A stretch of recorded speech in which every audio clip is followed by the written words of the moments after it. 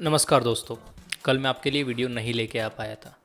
Actually मैंने video बनाने के लिए पूरी कोशिश की, उसके बारे में सोचा, विचार करा, बट जब मैं वीडियो डालने ही वाला था, मतलब जब मैं रिकॉर्ड करने ही वाला था, मुझे एक चीज़ का बहुत ज़्यादा एहसास हुआ और वो मुझे अभी भी मतलब लग रहा है कि ऐसा नहीं होना चाहिए आपके साथ। क्योंकि कंटेंट जो जाना चाहिए that should be genuine. Genuine in the sense जिस पे मैं खुद बिलीव करता हूँ। मैं जिस चीज़ पे बिलीव नहीं करता वो चीज़ मैं आपके सामने नहीं रखना चाहता, एटलीस्ट अभी के लिए। क्योंकि ऐसा नहीं है कि मैं जो बिलीव करता हूँ वही ट्रूथ है। बहुत सारी ऐसी चीज़ें भी ट्रूथ है जो मैं बिलीव नहीं करता, बट अभी के लिए मैं उसको होल्ड कर रहा हूँ। तो इसीलिए मैं कल वीडियो नहीं डाल पाया। तो मैं आज आपको एक स्ट्रैटेजी, उसका एडजस्टमेंट बताऊँगा।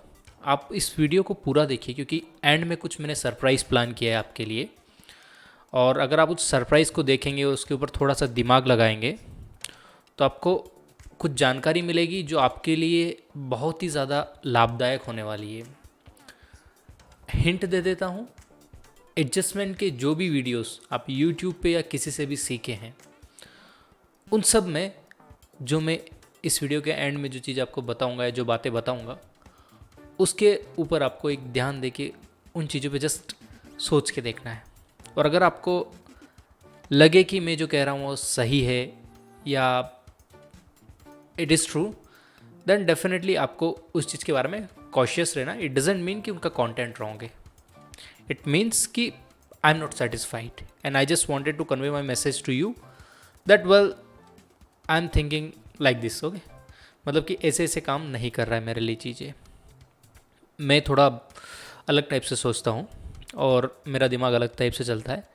तो मैं चीज़ों को काफ़ी रेशनलाइज करके देखता हूँ, काफ़ी विजुलाइज करके देखता हूँ। मेरे मैथ्स भी मेरे दिमाग में अच्छे से घूमती है।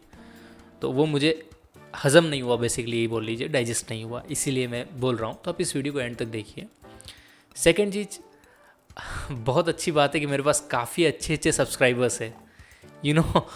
मैं सोच रहा था कि प्रीमियम का जो आप सोचते हैं ना कि प्रीमियम होता है लास्ट ट्रेडेड प्राइस, वो कैसे कैलकुलेट होता है, तो उसका मैंने ऑलमोस्ट पहले वीडियोज़ में बता दिया था कि उसमें एक टाइम वैल्यू होती है, एक इंट्रिंसिक वैल्यू होती है। तो मैं आज तक जितनी भी स्ट्रैटेजी डिस्कस कर रहा था उसमें मैं क्या सोचता था कि टाइम वैल्यू क्या होती है, वो अपने हिसाब से डीके होती रहेगी, वो किसी और फैक्टर पे डिपेंड रहेगी नहीं अदर देन टाइम। बट यहाँ मैं गलत था। मैं मानता हूँ मैं गलत था, क्योंकि जब मैंने लास्ट टाइम स्ट्रैटेजी डिस्कस की उस टाइम पे मैंने कुछ लोगों से पूछा था कि यार लॉस इतना कम होना चाहिए था, इतना ज़्यादा क्यों हुआ। तो उन्होंने मुझे बताया कि हाई आईवी था। तो मैं सोचा यार इम्प्लाइड वॉलेटिलिटी क्यों अफेक्ट करेगी। फिर किसी सब्सक्राइबर ने कमेंट किया इंडिया विक्स भी आई था। ठीक है, मैं बोला इंडिया विक्स का और इसका क्या लेन देन है, मुझे पता नहीं चला। फिर मैंने सब्सक्राइबर से ही पूछा कि कैन यू प्लीज़ एक्सप्लेन और like how it is directly related. Then ही सेड ठीक है, उन्होंने जो वर्ड बोला बता देता हूँ। उन्होंने बोला कि अगर इंडिया विक्स हाई जाएगा, बेसिकली उसका करेक्ट इंटरप्रिटेशन ये होता है, इंडिया विक्स हाई जाएगा। इंडिया विक्स क्या करता है, निफ्टी को इंडिकेट करता है पूरे मार्केट को, और इम्प्लाइड वॉलेटिलिटी जो होती है वो ऑप्शन चेन के मार्केट को अफेक्ट करती है, मतलब जो पर्टिकुलर ऑप्शन चेन उस वक्त है या उस एक्सपायरी में है। तो उन्होंने बताया कि क्योंकि आईवी हाई था उसकी वजह से ऑप्शन प्रीमियम हाई था। उन्होंने जो मुझे बताया उसके बाद क्या है मैं ऐसे बिलीव नहीं करता एक्चुअली। आप कुछ भी बोल देंगे तो I will not believe it, I will verify the truth. Just उन्होंने जो बोला तो मैंने बोला ठीक है, मुझे कुछ रिसर्च करनी चाहिए, मुझे फाइंड आउट करना चाहिए कि कैसे अफेक्ट करेगा। मतलब इम्प्लाइड वॉलेटिलिटी हाई होगी तो भाई थीटा तो अपने, मैं सोचता हूँ कि टाइम वैल्यू कांस्टेंट रूप से डिक्रीज होगी, वो टाइम के साथ ही बंदी हुई है, उसका इम्प्लाइड वॉलेटिलिटी से कुछ लेना देना नहीं है।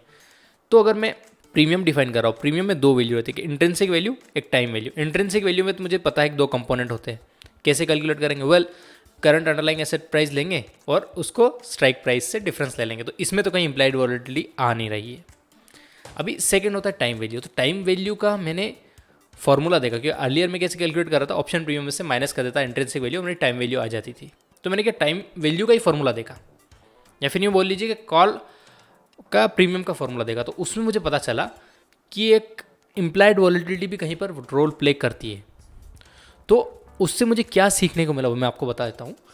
मैं आपको बहुत बार बोलता हूँ कि आपको थीटा का फ़ायदा लेना चाहिए, थीटा डीके का फ़ायदा लेना चाहिए। मैं खुद भी ऑप्शन राइटर हूँ, मेरे चैनल का नाम भी मैं ऑप्शन राइटर से रख दिया हूँ। तो मेरा मानना क्या है कि यार ऑप्शन को सेल करो और पैसे कमाओ, दूर के ऑप्शंस को। बट जब इम्प्लाइड वॉलेटिलिटी हाई रहेगी ना, आपका थीटा काम नहीं करेगा। मतलब थीटा उतना डीके नहीं हो पाएगा जितना आप चाहते हैं उतना, क्योंकि वो डायरेक्टली अफेक्ट कर रहा है टाइम वैल्यू को। तो उसकी वजह से आपका ऑप्शन प्रीमियम भी हाई रहेगा, तो आपको जो अर्निंग होने वाली वो भी कम होने वाली। तो इस केस में क्या करना है, जब इम्प्लाइड वॉलिटिलिटी हाई हो ना, आपको first of all debit strategy बनानी है, क्रेडिट स्ट्रैटेजी की जगह, मतलब सेलिंग की जगह बाइंग कर सकते हैं। I don't recommend buying, but buying कर सकते हैं हैजिंग के लिए। तो उससे क्या रहेगा, उसका जो प्रीमियम है ना वो डिके नहीं होगा। तो यूजुअल केस में क्या होता है, जब भी इम्प्लाइड वॉलिटिलिटी नॉर्मल होती है या थोड़ी सी नीचे ही होती है, थीटा डीके अच्छा खासा होता है, तो हमको प्रीमियम अच्छा खासा डीके होकर मिल जाता है। बट जब इम्प्लाइड वॉलिटिलिटी हाई रहेगी और आप ऑप्शन को बाई भी कर लिए, तो उसकी टाइम वैल्यू इतनी जल्दी गिरेगी नहीं। तो आपके पास बहुत सारा टाइम होगा, अगर मार्केट आपके डायरेक्शन में जाता है तो आपको प्रॉफिट होने का। ये चीज़ आज सीखने को मिली। धन्यवाद उन सब्सक्राइबर का जिन्होंने मुझे ये चीज़ बताई। आई एम वेरी ग्रेटफुल कि आप लोग मेरे साथ जुड़े हैं। प्लीज़ जुड़े रहिएगा और मुझे भी एनलाइटन कीजिएगा, क्योंकि मेरे पास भी 100% नॉलेज नहीं है। और उनका नाम मैं बता देना चाहता हूँ। एक्चुअली मैं चाहता हूँ कि उन लोगों को एटलीस्ट मैं नाम तो बता ही दूँ। मुझे अच्छा लगता है यार, एक्चुअली उन्होंने इतना हेल्प किया है, तो डेफिनेटली मेरे को इतना फ़र्ज़ तो बनता है कि मुझे उनका नाम बता देना चाहिए। तो धन्यवाद मयूर केशरवानी जी आपके रिप्लाई के लिए। ऐसे ही आपका सपोर्ट बनाए रखिए। कहीं भी मुझे कुछ भी आपका मदद लगेगा तो मैं आपसे ज़रूर पूछता रहूँगा, सबसे पूछूंगा, जिसका मर्जी वो आप रिप्लाई कर सकते हैं। ठीक है, अभी ये एक चीज़ हो गई। सेकेंड चीज़, अभी हम स्ट्रैटेजी डिस्कस करने से पहले हम लोग चलते हैं और हम शॉर्ट स्ट्रैडल में कैसे एडजस्टमेंट करते हैं वो देख लेते हैं। शॉर्ट स्ट्रैडल कैसे क्रिएट होता है, जब आप पोजीशन को शॉर्ट करते हैं और आउट ऑफ द मनी को पोजीशन को शॉर्ट करते हैं। तो जनरली 300 to 400 पॉइंट्स का रेंज होता है निफ्टी का वीकली। तो मैंने क्या किया, लास्ट एक्सपायरी की ले रही है ऑप्शन चेंज, और ऑप्शन चेन का 920 पे मैं पोजीशन बना रहा हूँ। आपको स्क्रीन पे दिख रहा होगा 12 मार्च को, और 18 मार्च को एक्सपायर होने वाली। 12 मार्च को फ्राइडे में उस दिन पोजीशन बना रहा हूँ। तो मैंने क्या किया, 300 पॉइंट्स ऊपर और नीचे, मतलब निफ्टी कहाँ पर ट्रेड कर रहा था 9:20 को, ये ट्रेड कर रहा था 350 पे। तो मैंने क्या किया, 300 पॉइंट नीचे मतलब 15,050 और 300 पॉइंट ऊपर मतलब 15,650 पे पोजीशन बना ली। अभी क्या करते हैं, जिस वक्त ये हमको इसमें एडजस्टमेंट करना है, तो इसमें एडजस्टमेंट कैसे करते हैं, मतलब ये एक साइड में मूव करेगा और किसी साइड से दूर जाएगा। जैसे ये देखिए, ये जो आपको स्क्रीन पे दिख रहा है ना, ये वाला चार्ट, तो ये इस साइड को टेस्ट करेगा ना, मतलब 15,650 की साइड को टेस्ट करेगा। तो आपको 650 एडजस्ट नहीं करना है, मतलब हायर स्ट्राइक प्राइस एडजस्ट नहीं करना है, लोअर स्ट्राइक प्राइस को एडजस्ट करके उसके थोड़ा थोड़ा नज़दीक लेके आना है। एकदम से ज़्यादा नज़दीक मत लाइएगा, अदरवाइज आपके पास रेंज ही नहीं बचेगी एडजस्ट करने के लिए। वो कैसे करना है वो हम इस एग्जाम्पल में देखेंगे सही, बट मैं आपको बता देता हूँ, और एंड तक देखिएगा, क्योंकि उसमें थोड़ा सा सरप्राइज छुपा हुआ है, वो मैं आपको बाद में रिवील करके बताऊँगा। ठीक है, चलिए, तो अभी इसको एडजस्ट कब करेंगे वो देखते हैं। तो अब क्या करेंगे हम, मैंने 2 पॉइंट बना लिए, ठीक है, 15,050 से 15,650 पे आता है तो मैं एडजस्ट कर दूंगा। ठीक है, चलो अच्छी बात है, अगर आता है तो एडजस्ट कर दूंगा। मतलब जैसे इन दोनों के बीच में इधर मूव होता है तो इसकी पोजीशन को आप खिसका सकते हैं। मैं आपको एक ही चीज़ बोलता हूँ, जब भी शॉर्ट ट्रायंगल जो रहता है उसको अप्लाई करते हैं, तो ये जो एडजस्टमेंट है ना, आप एक्सपायरी डे पे करें तो अच्छा होगा, क्योंकि आपके पास खाली एक्सपायरी तक का ही टाइम बचेगा, तो ज़्यादा स्टॉक मूव नहीं होगा, तो आपका जो एडजस्टमेंट किया हुआ पोजीशन है उस साइड में स्टॉक नहीं जा पाएगा या अंडरलाइंग एसेट नहीं जा पाएगी। चलिए, मैंने यहाँ पर दोनों पॉइंट को मार्क कर लिया, 15,050 और 15,650। ठीक है, और 9:20 पे 9:30 तो ये है, 9:20 पे मैंने कुछ पोजीशन बनाई है, वो भी यहाँ मार्क कर लेता हूँ। हाँ, 9:15, ठीक है, तो यहाँ पर कहीं पर पोजीशन बनाई। फिर क्या हुआ, कुल मिला के अप्रोक्स 130 के ये लेवल ब्रेक हो गया, मतलब अपना कौन सा तो कॉर्नर पे चला गया strike price. Maximum profit maximum loss को इधर एक्सेल में कॉपी पेस्ट कर लेता हूँ। तो ये जो कर रहा हूँ ये बिगिनिंग में कर रहा हूँ। अभी चलते हैं 30 मिनट आगे बढ़ा के, जहाँ पर 130 के आसपास क्या हुआ वो देखते हैं। ठीक है, कहाँ गया मेरा strike price, spot price exactly. हाँ ठीक है, अभी भी नहीं ब्रेक किया है, यस। तो 5 मिनट पहले जाके देखता हूँ कहाँ पर ब्रेक हुआ है, 5 मिनट और पहले जाता हूँ। ठीक है, 15,047 ये अप्रोक्स पॉइंट आ गया, यहाँ पर हमको एडजस्टमेंट करना है। तो क्या करेंगे, जो अनटेस्टेड साइड है, कौन सा वाला साइड है जो अनटेस्टेड है, वो 15,650, इसको थोड़ा इस साइड में मूव कर देते हैं। मैं नहीं कहूँगा बहुत ज़्यादा मूव कीजिए, और अभी तो एक्सपायरी को ऑलमोस्ट बहुत सारे दिन बचे। तो क्या करते हैं हम, इसको मूव करते हैं टोटल मिला के कुछ 100 पॉइंट्स, क्योंकि फिर अगर रिटर्न आया तो प्रॉब्लम है ना। वैसे यहाँ से भी 300 पॉइंट्स का मूव अपन लेंगे तो कहाँ पर जाएगा, 15,050 से 300 पॉइंट 15,350 तक आ जाता है। तो हम 15,400 पे इसको मूव कर देते। तो ये हो गया आपका 15,400। यहाँ पर जाके आपको सी को सेल कर देना है। जैसे आप सी को सेल करते हैं आपका ग्राफ कुछ ऐसा दिखने लगता है। अभी इसको आप फिर से उधर कॉपी पेस्ट कर दीजिए। ये बोल रहे हैं after adjustment.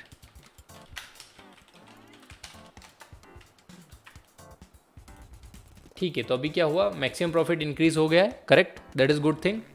Break even point थोड़ा सा नीचे की ओर खिसक गया, मतलब 30 पॉइंट, तो थोड़ा ब्रेक इवन में अपने को रेंज मिल गई है लोअर साइड में। वेल टोटल पीएनएल अभी भी हमने कुछ लॉस ऑलरेडी हो चुका है क्योंकि वो ऑलरेडी मार्केट नीचे चला गया था। अभी क्या करते हैं, ये लेवल कब ब्रेक करता है वो देखते हैं। फिर से इसको 30 मिनट्स आगे करते हैं। तो अगर ये वाला जो लेवल ब्रेक कर दिया ना तो क्या करना है वो देखते हैं। ठीक है, 30 मिनट्स आगे जा रहा है, ओके, ये ब्रेक करने लग गया। अभी क्या करते हैं, इसको आयरन कॉन्डोर बना देते हैं। आयरन कॉन्डोर बनाएंगे तो कैसे बनाएंगे, वेल कुछ नहीं करना है। 15,400 और 15,050 है ना, तो इसे 100 पॉइंट नीचे ले लेंगे। 15,050 से 100 पॉइंट नीचे लेंगे, 15,400 से 100 पॉइंट नीचे लेंगे और उसको बाय कर लेंगे ताकि हमारा क्या बन जाए, ये आयरन काउंटर बन जाए।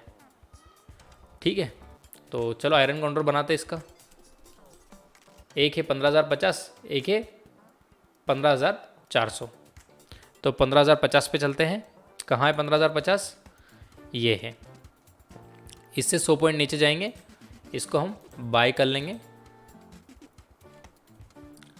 और इस साइड में क्या है अपना 15,400, 15,400 100 पॉइंट ऊपर जाएंगे 15,500 पे, और इसको भी फिर से बाय कर लेंगे। ओके, ये जाने कैसा ग्राफ बन गया, आई डोंट नो। ठीक है, थर्ड एडजस्टमेंट हो गया हमारा, बट हमने लॉस को कैप कर दिया। अभी हमने स्क्वायर ऑफ नहीं किया है, लेट्स सी। सेकेंड एडजस्टमेंट है ये। मैं आपको एक और एडजस्टमेंट भी बताऊंगा, तो लास्ट तक बने रहिए। अगर हम इसको आयरन काउंटर में कन्वर्ट करते तो क्या हुआ, मैक्सिमम लॉस जो अनलिमिटेड था वो 12,000 पे कैप हो गया। वेल प्रॉफिट अभी तो नहीं हुआ है, let's see and take it to the end, then will come back to this point जहाँ पर सेकंड एडजस्टमेंट किया है और फिर से एक और एडजस्टमेंट करने की कोशिश करेंगे। ठीक है, तो हमको अच्छे से नॉलेज मिल जाएगा कि क्या एडजस्टमेंट करना था, क्या हुआ है। ठीक है, ये बिफोर एडजस्टमेंट है तो इसको बिगिनिंग में लिख लेते हैं। ये सेकंड वाला एडजस्टमेंट के लिए अभी कहाँ पर आ गया 15,047 पे, तो यहाँ से हमको एडजस्टमेंट करना चालू करते हैं। तो क्या करते हैं, इसको स्क्वायर ऑफ कर देते हैं। कौन सी वाली पोजीशन, तो यहाँ पर क्या करते हैं हम, सी साइड हमको प्रॉफिट हो रहा है, ये वाला लॉस बुक करके यहाँ पर बाइंग की पोजीशन बना लेते हैं इससे 100 पॉइंट नीचे। कितना इसका प्राइस उसके ऊपर बनाएंगे ना, 189। मार्केट नीचे जा रहा है तो हम इसमें क्या करेंगे,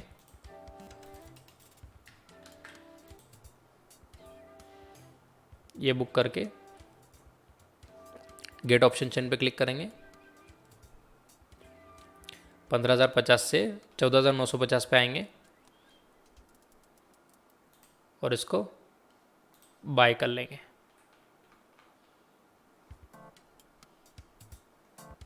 अभी पे ऑफ चार्ट कैसा बन रहा है, ऐसा वाला।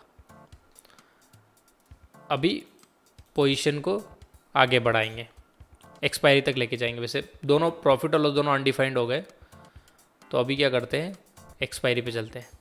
30 मिनट्स ऊपर चलता हूँ ताकि हमको स्क्वायर ऑफ करने में ईजी रहे। नहीं, 15 मिनट ऊपर चलेंगे। हाँ, 15-25 पे हम स्क्वायर ऑफ कर रहे हैं। वेल इन सबको स्क्वायर ऑफ कर देते हैं और इनका प्रॉफिट बुक कर लेते हैं। P&L में जाएंगे तो ये सी की वैल्यू कितनी बची, 0.05, और सेकेंड वाले की पोजीशन कितनी बची, 394.8।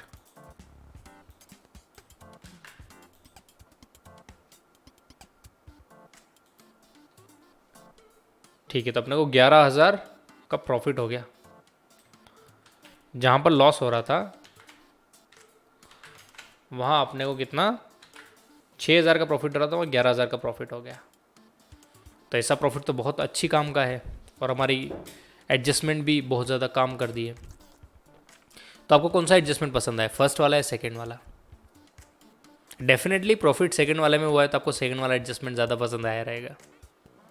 क्या मैं आपसे एक बात पूछूं? दिल पे हाथ रख के बोलिएगा, अगर आप उस दिन मार्केट में होते तो कौन सा एडजस्टमेंट करते?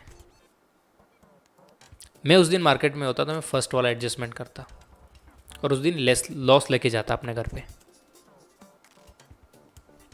और मेरी जगह कोई और भी होता तो वो भी फर्स्ट एडजस्टमेंट करता। अभी जो सरप्राइज़ था वो मैं आपको रिवील करता हूँ। सरप्राइज़ ये है कि मैं आपको यहाँ पर एडजस्टमेंट बता सकता हूँ क्योंकि मैंने उस दिन का मार्केट का ग्राफ देख लिया है कि उस दिन मार्केट नीचे गया था, ऊपर गया था, और उस केस में एडजस्टमेंट को मैं जस्टिफाई कर सकता हूँ कि उस केस में एडजस्टमेंट करेक्ट गया सेकेंड वाला। बट अगर आपने वो मार्केट नहीं देखा रहता तो क्या आप सेम एडजस्टमेंट करते, वो बताइए मुझे। किसने एक्सपेक्ट किया था कि मार्केट इतना नीचे जाएगा? किसी ने नहीं एक्सपेक्ट किया था, मैंने भी नहीं किया था। तो उस केस में तो आप लॉस लेके जाते। बट जब हम बैक टेस्टिंग कर रहे हैं तो हम अपने हिसाब से स्ट्रैटेजी को मॉडिफाई कर रहे हैं, अपने हिसाब से एडजस्टमेंट किए जा रहे हैं। मैं यूट्यूब पे वीडियो देख रहा हूँ, वो लोग किसी एक केस को लेते हैं, अच्छा ठीक है इस दिन हम कैसे लॉस बचा सकते हैं करके बोलते हैं। वो ग्राफ देख लेते हैं, फिर बोलते अच्छा इसमें इतना ऊपर गया तो हम इसमें कैसे लॉस बचाएंगे, मैं आपको एक ऐसा एडजस्टमेंट बताऊंगा जो इतना रिवर्स डायरेक्शन में गया तो भी बचा लेगा भाई, क्योंकि आपने उस दिन का मार्केट देख लिया था ग्राफ में। And we can't predict the future, so goddamn we cannot apply that strategy or that adjustment right now in this market. So that's what the surprise is. मैं कल भी स्ट्रेटजी बनाया, ये पर्टिकुलर नहीं, मैंने बहुत सारी स्ट्रेटजीज का एडजस्टमेंट कर रहा था। मैंने एक चीज ऑब्जर्व की, आप उनका एडजस्टमेंट लीजिए जो भी कर रहा है उसका, ठीक है, उस एडजस्टमेंट को रैंडमली किसी भी जगह ट्राई करके देखिए। वो पर्टिकुलर बताता है कि यहाँ पर जाएगा तो इतना प्रॉफिट इतना लॉस होगा, वो मत सोचिए, क्योंकि वहाँ तो उसने बैक टेस्ट कर लिया, मतलब सोच लीजिए बैक का देख लिया डेटा कि उस दिन ऊपर गया था, उस दिन नीचे गया था, और उसने एडजस्टमेंट उसके हिसाब से एडजस्ट कर दिया। बट क्या आप रियल मार्केट में होते तो आप सेम चीज़ अप्लाई करते क्या? वो एडजस्टमेंट सेम आप अप्लाई करते क्या? मैंने कल आयरन कॉन्डोर भी बताया था इससे पहले वाले वीडियो में, उसमें मैंने बोला कि मैं उस आयरन कॉन्डोर को कैरी करूँगा लास्ट तक और उसमें लॉस लेके जाऊँगा, और मैं लॉस लेके गया। बट लोगों को पसंद नहीं आता, लोगों को ग्रीन देखना है, उनको सपने में भी ग्रीन दिख जाएगा तो अच्छी बात है, रियल में नहीं देखना है, उनको रियलिटी नहीं पसंद है। बट रियलिटी में यकीन मानिए अगर आप होते उस दिन तो आप कोई प्रेडिक्ट नहीं कर पाते कि पुट की वैल्यू उतनी बढ़ जाएगी। और यही मैं आपको बोल रहा हूँ, जो एडजस्टमेंट्स है, मैं जब उसका स्टडी कर रहा था, बहुत सारे वीडियोस देखे मैंने, बहुत सारी जगह पढ़ा, ब्लॉग्स पढ़े, वो सब लोग एक केस लेके चलते हैं कि मार्केट इधर जा रहा है उधर जा रहा है, बट मार्केट कहाँ जा रहा है ये ना आप जानते हो ना मैं जानता हूँ। मैं भी प्रेडिक्ट करता हूँ, उसके बाद में प्रिकॉशनरी मेजर लेके चलता हूँ, कहाँ पर पोजीशन स्क्वायर ऑफ करनी है, कहाँ पर मुझे लॉस को कम करना है, कहाँ पर किसको बाय करके जैसे तैसे एडजस्ट करना है, वो लेके चलता हूँ। मुझे बहुत सारे ईमेल्स आते हैं कि sir I am having a huge loss in stock market, please give me some tips.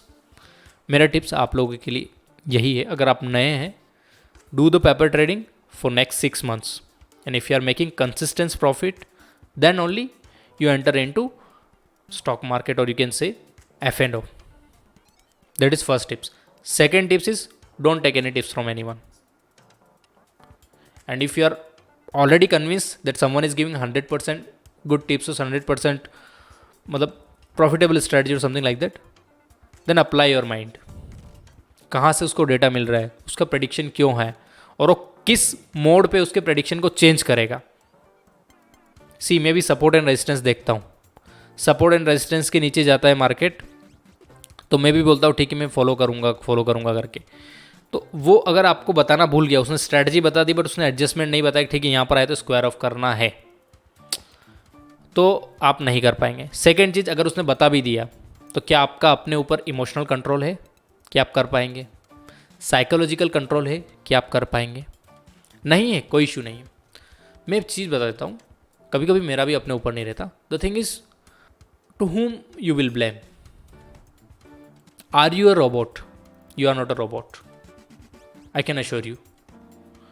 तो मुझे एक चीज़ बताइए, अगर आप रोबोट नहीं हैं तो रोबोट जैसे रूल्स एंड रेगुलेशन कैसे फॉलो कर लेंगे? डिसिप्लिन इम्पोर्टेंट है लाइफ में, बहुत ज़्यादा मानता हूँ मैं। रूल्स या आपके स्ट्रैटेजी या कुछ तो आपका सिस्टम होना चाहिए, बहुत अच्छी तरह की मानता हूँ। बट अल्टीमेटली मैं ह्यूमन बीइंग को ज़्यादा प्रीफर करता हूँ, क्योंकि वो थोड़ा इमोशनल होता है। अदरवाइज यकीन मानिए, अगर भगवान को पता था कि रोबोट्स अपन से अच्छे, वो इंस्ट्रक्शन का फॉलो अच्छे से कर लेते, तो इंसान कभी नहीं बनाता। वो सब जगह रोबोट ही भेजता, जो भक्त होते हैं उनको ही भेजता। वैसे वो भेज ही दिया है, मैं तो ये मान के चलता हूँ बहुत सारी जगह। बट मेन पॉइंट इज़ कि अगर उनको बताना है आपको बिल्कुल रोबोट जैसा रहना है, उसमें आपको कहाँ पर स्मार्टनेस दिखानी है, कहाँ पर इमोशंस लेके आने, वो आपको चूज़ करना है। Emotions, that's what make you human being. Feeling, that's what makes you human being. So doesn't hate your emotions, doesn't blame you always, don't be hard on your self. ठीक है, mistake हुई है, आगे से नहीं करूँगा।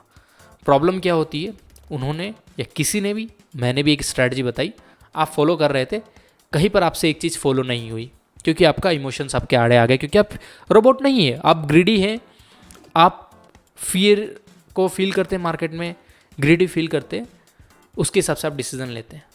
ठीक है ना? तो ये ह्यूमन बीइंग के लक्षण है ना, किसी रोबोट के लक्षण नहीं है ना। So don't blame yourself, but next time try to cut your losses. ठीक है, मैं कोई भी रोबोट बना सकता हूँ जो ऑटोमेटिकली मेरी तरफ से ट्रेडिंग करेगा, एल्गो ट्रेडिंग करके, but I will never give it a full power with my full money. Test के लिए रख सकता हूँ, बट अल्टीमेट डिसीजन मैं अपना लेना ज़्यादा पसंद करूँगा। बहुत ज़्यादा लॉस हो रहा है तो मैं डेफिनेटली रोबोट में कंडीशन डालूंगा। ऑटोमेशन नेसेसरी है, बट डजंट मीन कि it can replace human being interventions. That's what I wanted to tell you.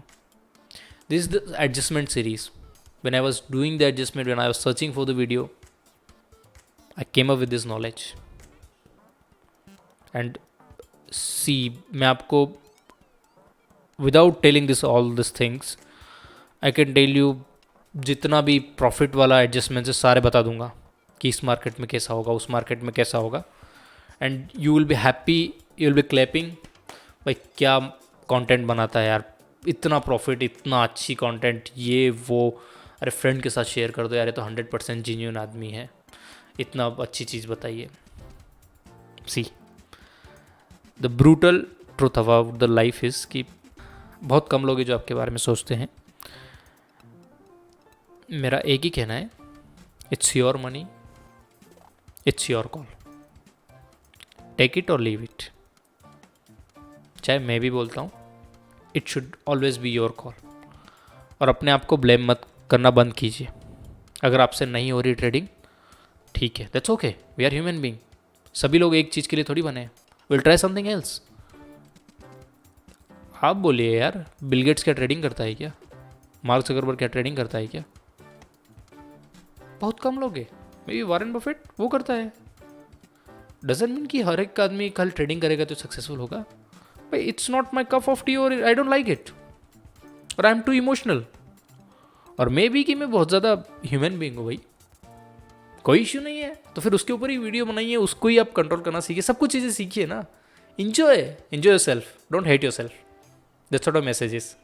तो यही था वीडियो के लिए। सॉरी मैं थोड़ा आपको पूरा फिलोसॉफी में ले गया हूँ, but I thought of sharing this video because channel और व्यूज़ आते जाते रहेंगे, हेटर्स आते जाते रहेंगे, बट मैं ह्यूमन बीइंग की बहुत ज़्यादा वैल्यू करता हूँ। एक आदमी का जो जीवन है, औरत या आदमी जो भी कह लीजिए, वो बहुत महत्वपूर्ण है, उसके डिसीज़न बहुत ज़्यादा महत्वपूर्ण है, उसको लाइफ में एंजॉय करना बहुत ज़्यादा ज़रूरी है।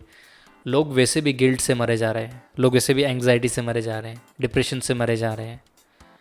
enjoy yourself, enjoy yourself, let it be loss, let it be profit, things will come and go। पैसा हाथ का मैल है, पैसे से हैप्पीनेस नहीं मिलती है। मैं अपनी फ्रेंड की एक बात बोलना चाहता हूँ।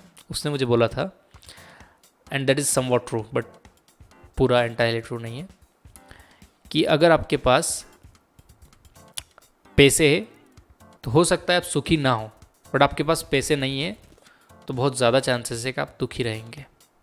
मैं एग्री करता हूँ, बहुत सारे केसेस में ट्रू है। बट आप साधु योगी को देख लीजिए ना, they are very happy with their life, they are doing meditation on their mountain and all this things is happening. So what I say,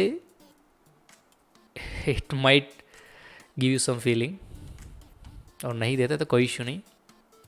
You do your stuff and live your life and always help people in whatever way you can. I am not saying you just have to help them with the money.